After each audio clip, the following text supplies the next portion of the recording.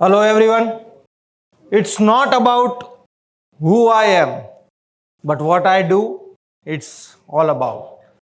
And the today's topic is believe and achieve. According to me, I am the best example of this statement.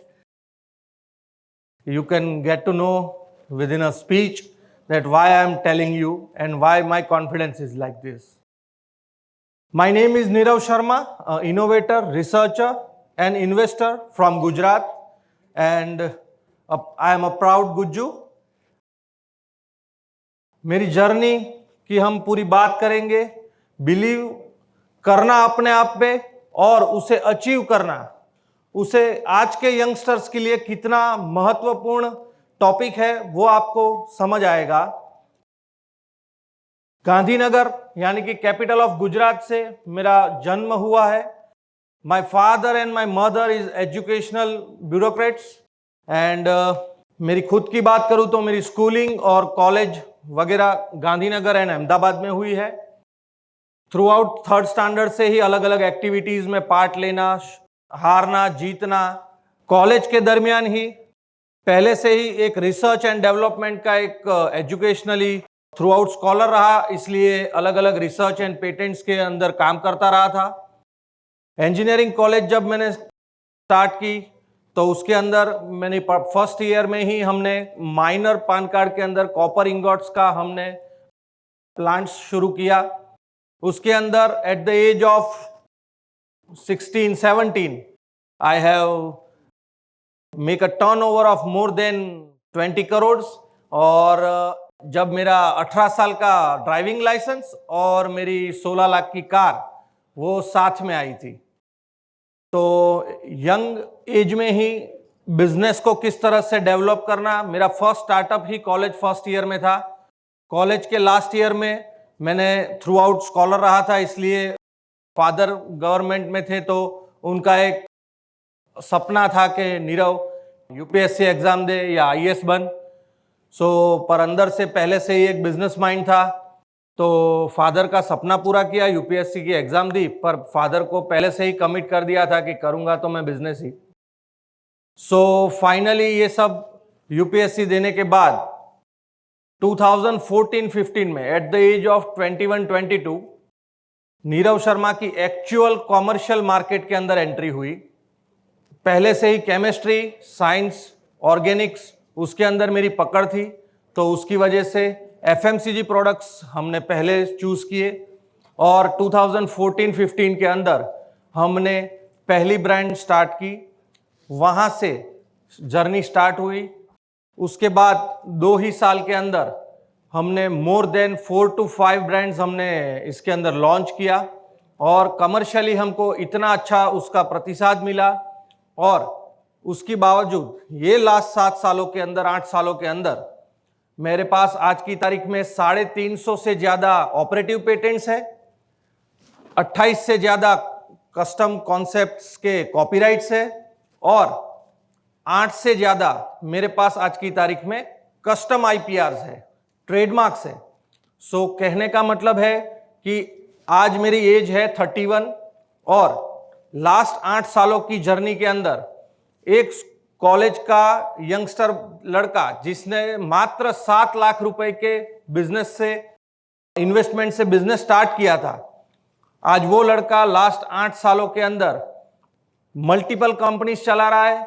मेरे खुद की 8 companies है और FMCG sectors के अंदर भी हम लोग ई कॉमर्स प्लेटफॉर्म हो गए, डिजिटल प्लेटफॉर्म्स हो गए, जनरल ट्रेड हो गए, एक्सपोर्ट्स हो गए।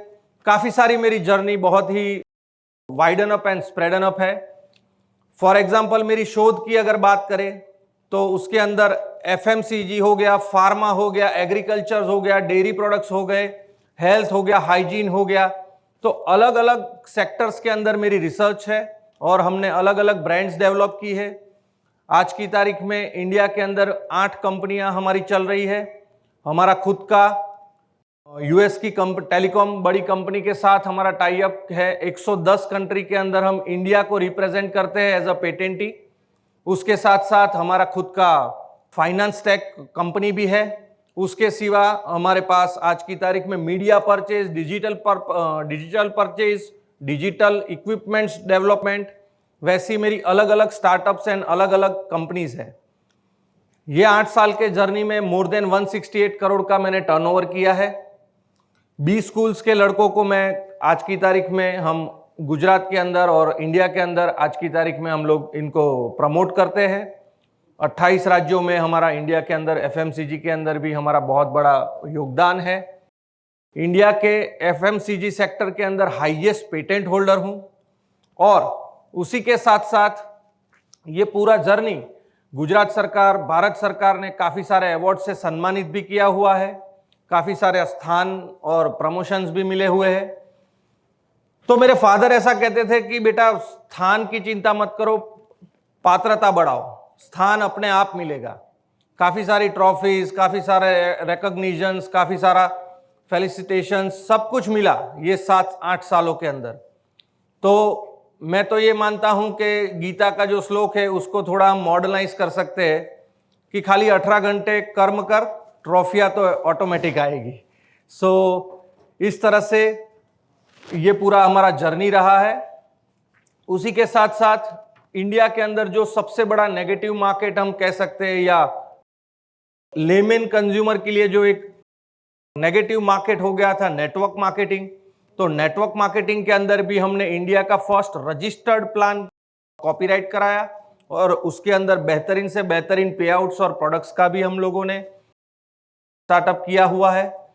सो ओवरऑल जर्नी की मैं बात करूं तो आज की तारीख में एक लड़का जो 21-22 साल की उम्र में जब अकेला निकला था, वो आज 31 साल की उम्र में 1800 से ज्यादा एम्प्लॉइज है मेरे पास।